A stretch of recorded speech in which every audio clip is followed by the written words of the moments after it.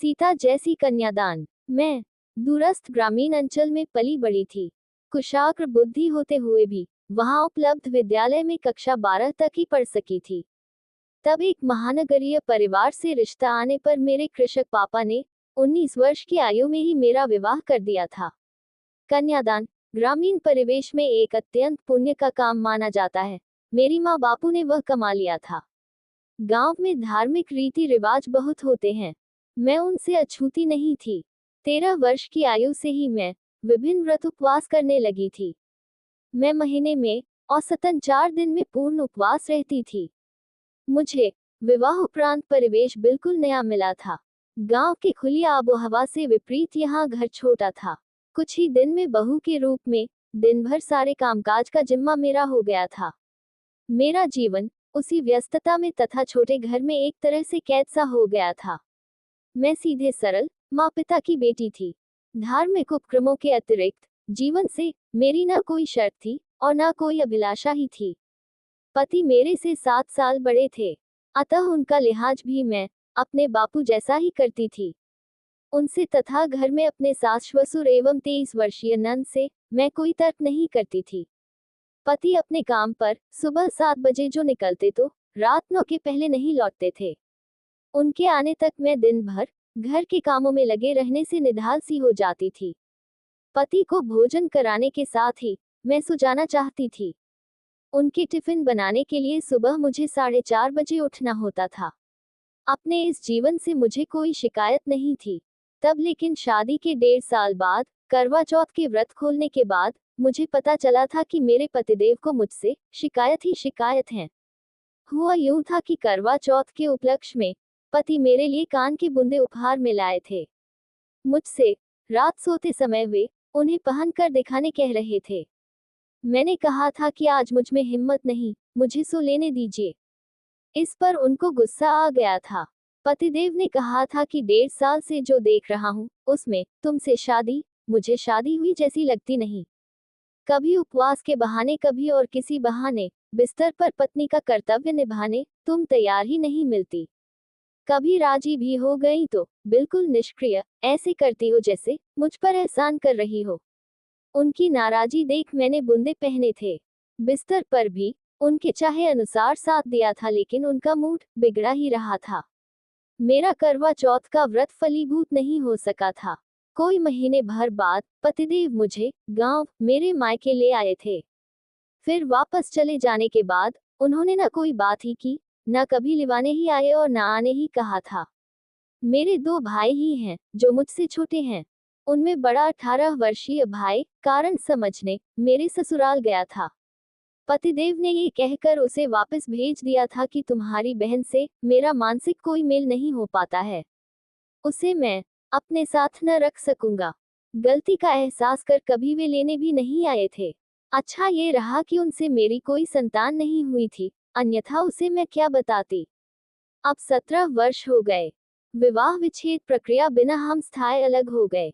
शायद इस बीच उन्होंने नई शादी करी, शायद बच्चे भी हो गए, लेकिन मैंने कोई दोष नहीं दिया, कोई दावा नहीं किया।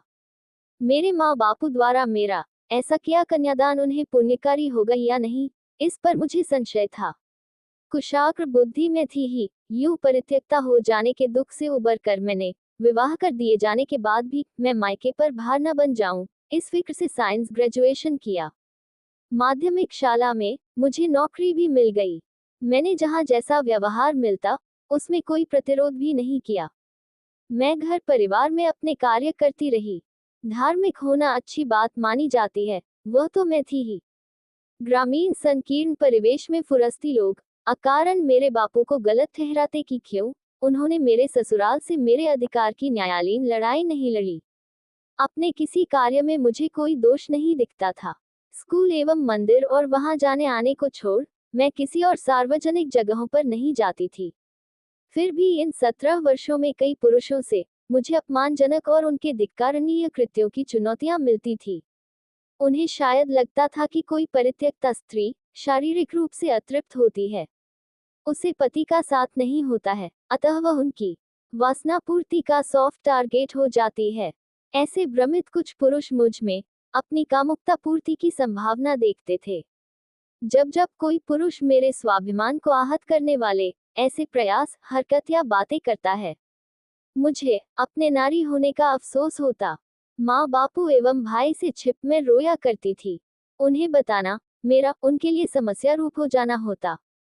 मैं इसे अपनी ही समस्या रहने देना चाहती थी।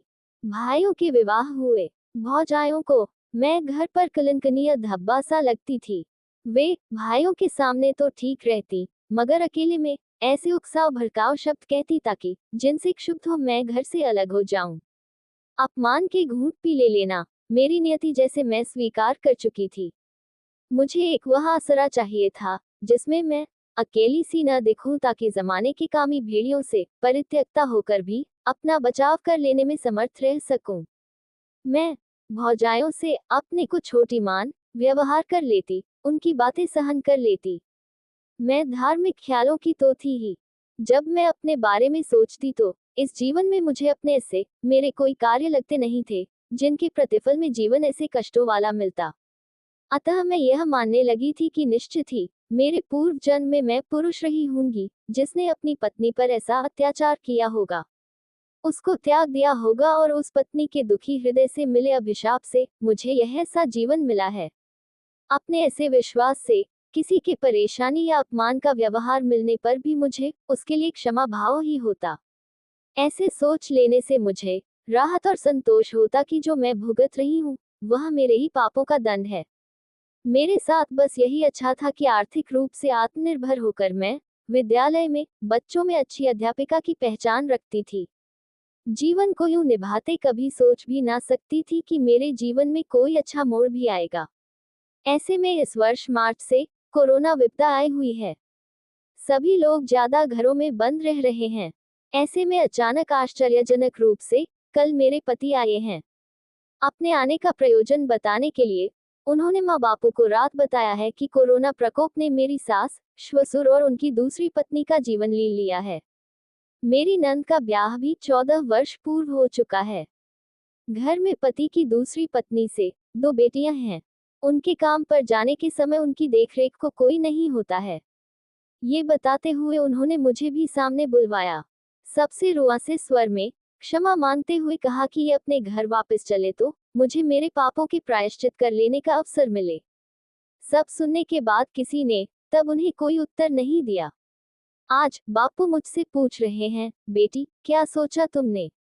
मैंने उत्तर दिया है, बापू ये राम जैसे नहीं, मगर मैं अवश्य ही सीता जैसी हूँ।